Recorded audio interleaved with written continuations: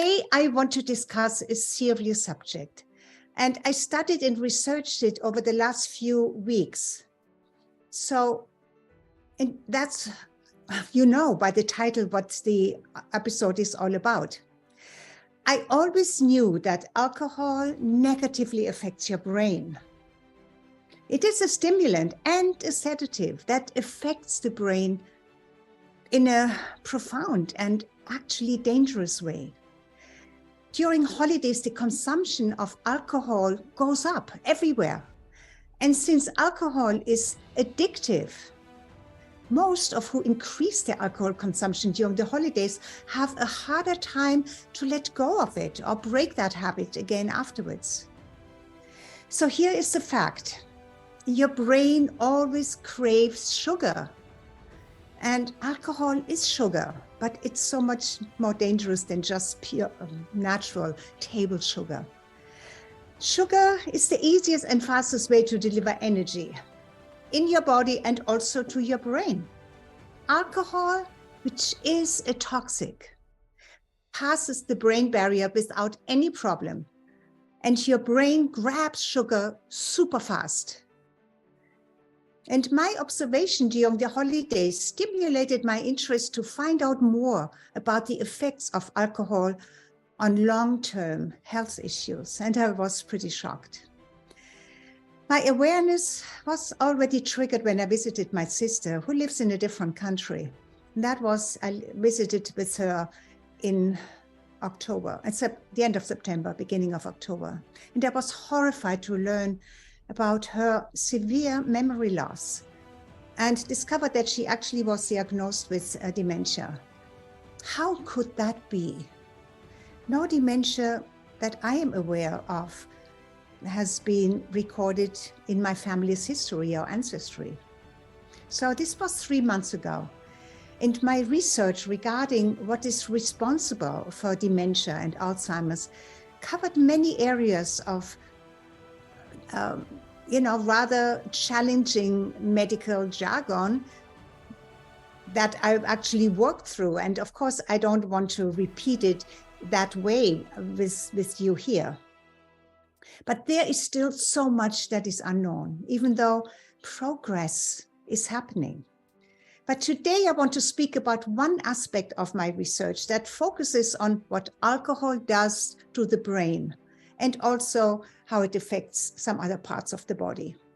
Because it goes through the mouth, through your intestines, small intestines, your gut, your liver, and then into your brain. So there is a pathway. A lot what I'm sharing with you today, I actually learned from Andrew Huberman. And I watched and I studied many hours of his intensive studies that are all scientifically supported. I believe you must know what I'm about to share with you, even if you don't drink alcohol, but maybe have somebody in your family or amongst your close friends who do drink. And if you drink even casually, like maybe one drink a day, one drink or a glass of wine in the evening with dinner, so what could be wrong with that, right? Even occasionally. And even 2 glasses of drink of wine are still considered casual drinking, right? You must know that what I'm about to share is really important. I needed to know this because even though I am a naturopathic doctor and nutritionist, I had not been made aware of the dangers of even casual alcohol consumption. I mean, and maybe I didn't want to know because I love my glass of wine with dinner. And, a glass of champagne to celebrate something, and maybe the occasional scotch in the afternoon. And, but here it is.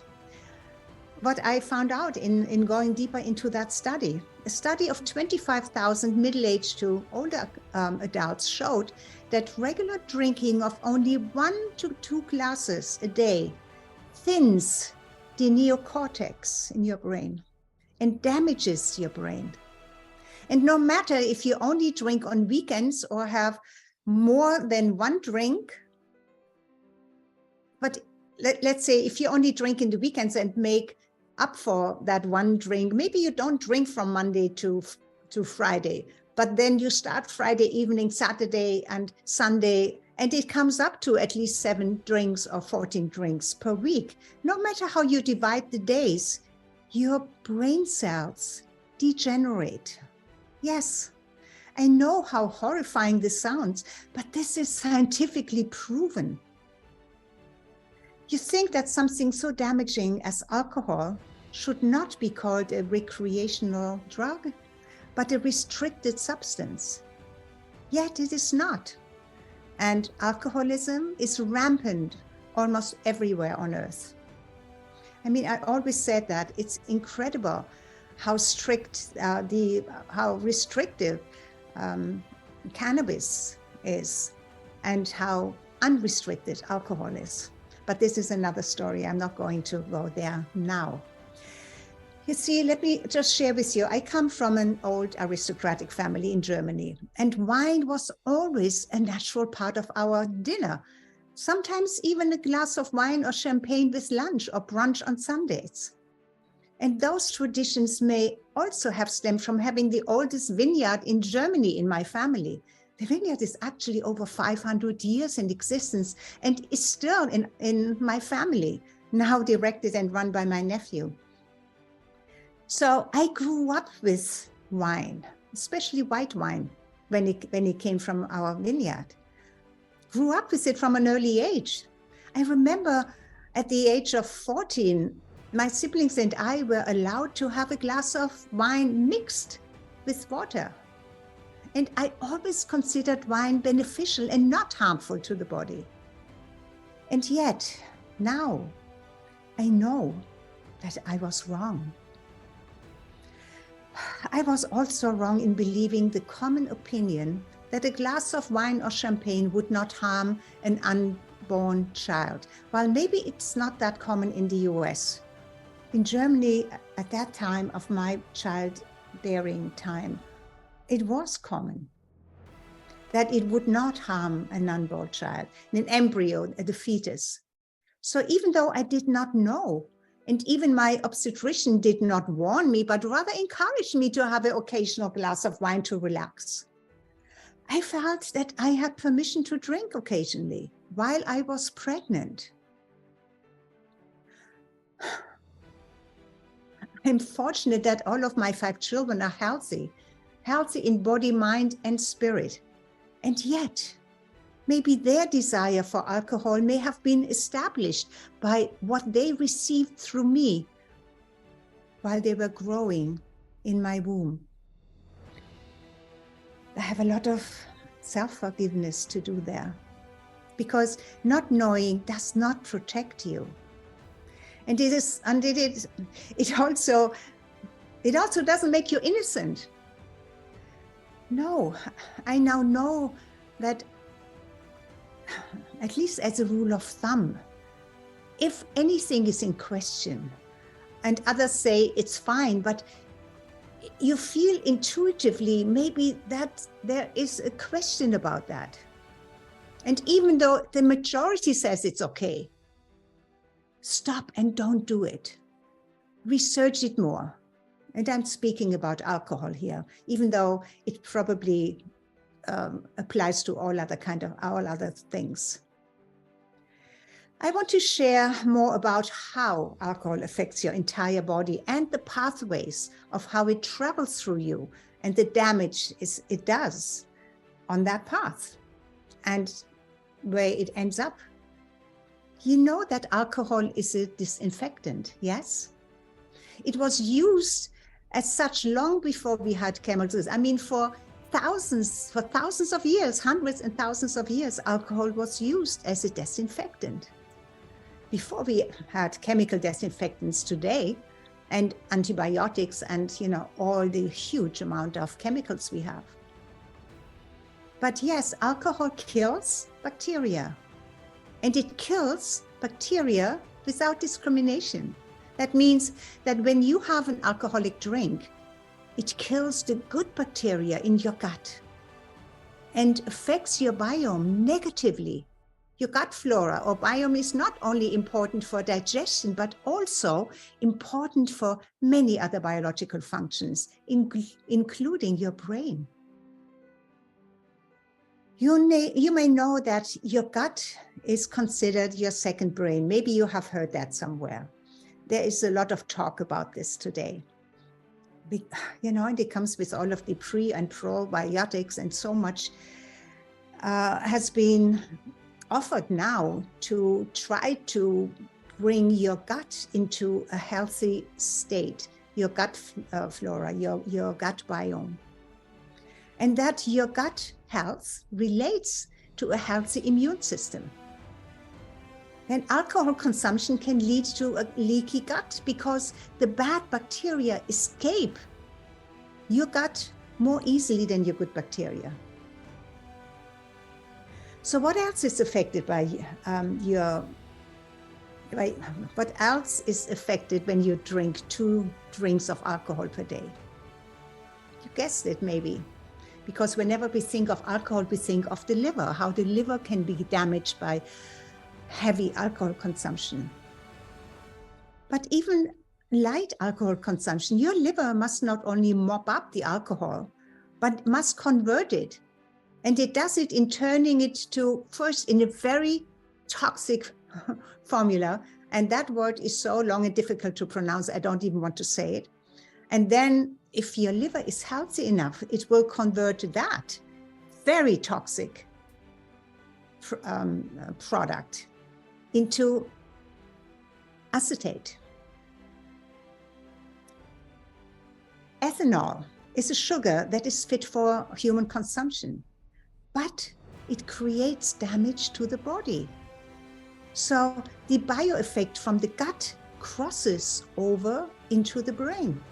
Why is that? Very often we talk about the brain barrier, because the molecules have to be so small, or this or that cannot get into the brain because of the brain barrier. But alcohol is water soluble and fat soluble. Therefore, it crosses into the brain no matter what. Most people who drink actually, you feel it, because what you experience happens in your brain. And most people like to drink because that feeling of maybe being a little tipsy is quite pleasurable. And when it wears off, your brain gives you the signal that you want more alcohol to get that good feeling back. But what alcohol does in the brain to create that feeling of maybe escaping stress, it actually numbs and suppresses the area of your neocortex. That area of your neocortex that is responsible for decision-making and many constructive activities. Also for your speech, because you have probably heard when somebody has too much alcohol, what is too much? For somebody, 1 or 2 drinks are too much. And their speech changes long before it becomes slurry. That's why you see people who had a few drinks tend to get more uninhibited or more impulsive. It has been shown that this impulsive behavior increases temporarily while they drink, and then even becomes more permanent even outside that actual drinking time. What happens is that alcohol changes the neural circuits in your brain that control behavior. While studies also found that 3 to 6 months of total abstinence from alcohol can restore those neural circuits. Thank God for that. But is that guaranteed? No, can. And also, it depends on for how long have you been drinking. When your memory seems to fail you, it may be your past alcohol consumptions that affected your memory storage, because it does. Some people get tired easily after a drink or two. I call them the lucky ones, while others become more and more animated and energetic. Whew. How does that happen? The difference actually lies in their DNA, a change in their DNA. I would say be rather happy if you feel that alcohol affects you negatively, or more easily that you don't like to drink a lot. Why? Because you have a natural protection from becoming an alcoholic. Some people say that eating food will lessen the effects of alcohol. But that's really only partially true. But when food is eaten before or during you drink alcohol, it slows down the absorption of alcohol. But even that, it only does when all three food groups are present. That is carbohydrates, fats, and proteins. And as I say, it only slows the absorption. It does not negate it. So why do we get that nice, happy, yummy feeling when we have an alcoholic drink? If we desire one, the one of choice. Well, sometimes people say, I need a drink when they're really stressed, because it can have that effect too, to just numb you. And others say, I just like the feeling to be uplifted and feel celebratory. Why is celebration and parties so connected to alcohol? Because alcohol releases and raises serotonin in the brain. That's why some people, you know what serotonin is, right? The happy hormone. That's why some people can't stop drinking, because they love feeling that happy feeling, that feeling good, that high that serotonin delivers. You can get that high, you probably know about the runner's high, right? Just by running. So rather than drinking, maybe you run, you have a good jog. So, but heavy drinkers' threshold is much higher. But eventually they become alcoholics and have such memory lapses that they have no recollection of what happened when they are drunk. Alcohol changes the relationship and balance between the hypothalamus, the pituitary, and your adrenals that sit right above your kidneys. The adrenals become on constant alert and put out more cortisol, even when you do not drink. The adrenals release more cortisol. And that is what makes you feel more stressed, even during non-drinking times, or especially during non-drinking times, because temporarily, the drinking can lower that, but then the crash comes.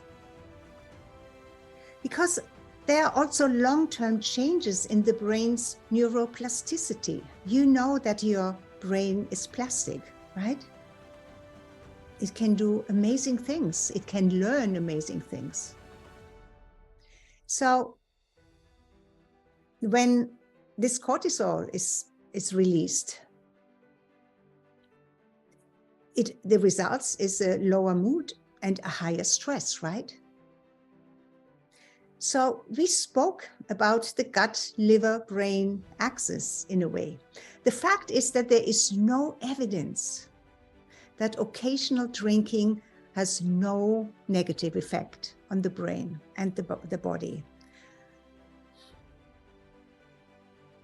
That was a little bit of news to me, because I always thought there are differences in what kind of alcohol you drink, And there are differences, of course, how much you drink, and how much you drink makes still a difference. But even 1 or 2 glasses or 7 glasses a week is damaging. That I did not know. So in the recap, in the gut, alcohol kills even the necessary and the good bacteria, the good flora, the good gut biome. And it increases inflammatory cytokines, which travel throughout the body then and, give you this inflammation. And inflammation is always the first stage of a disease later on. When alcohol enters the liver, because the liver needs to break it down into acetate, the liver signals the brain to get ready. And we already discussed what happens in the brain, right?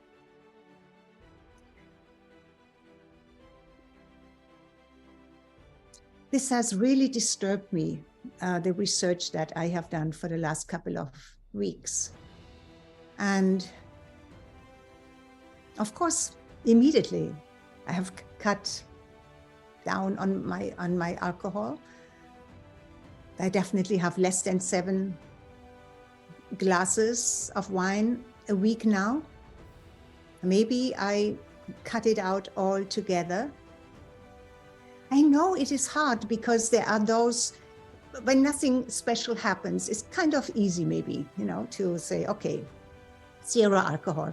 What if you're invited to a wedding? What if you're invited to a big celebration? And I know those who have quit alcohol, like cold turkey, say there are so many other drinks that are available.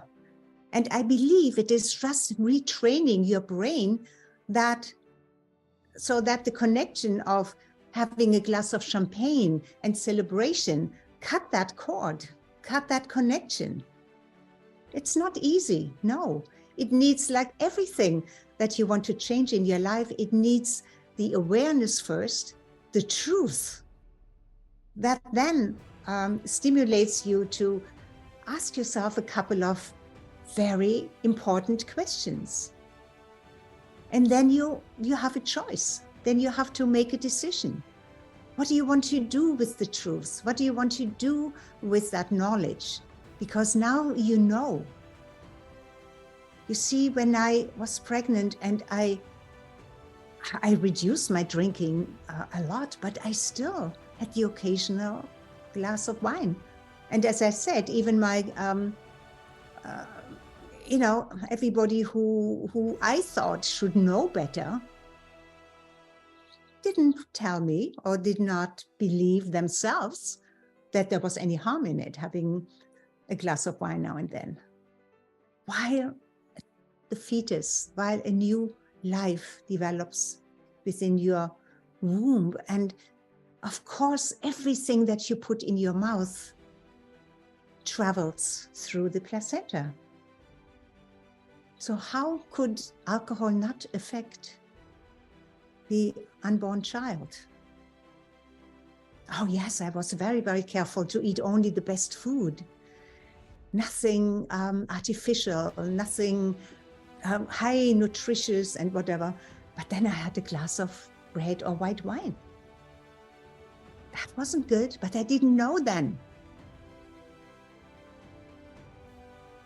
So let me close by letting you know that research and science have confirmed that only 10 grams of alcohol per day, that's about a glass of wine, that those 10 grams increase the chance of cancer by up to 14%. And I think they did a study, and I don't want to misquote something here, it especially increases the chance for breast cancer. But I have not been very deep in that study. But what I read by just going through it, that's what it seemed to do. How does it do that? By changing the gene expression and creating gene mutations. That's how cancer is formed. And we know that, your immune system is created in your gut. And when alcohol kills the good bacteria in your gut and then burdens your liver and has that effect on your brain, isn't that a clear verdict? How damaging alcohol is? So my question for you is, what are you going to do with this information? I know what I'm going to do with the intensive studies that I've done in the 3 months, not only relating to memory loss, dementia, Alzheimer's, but also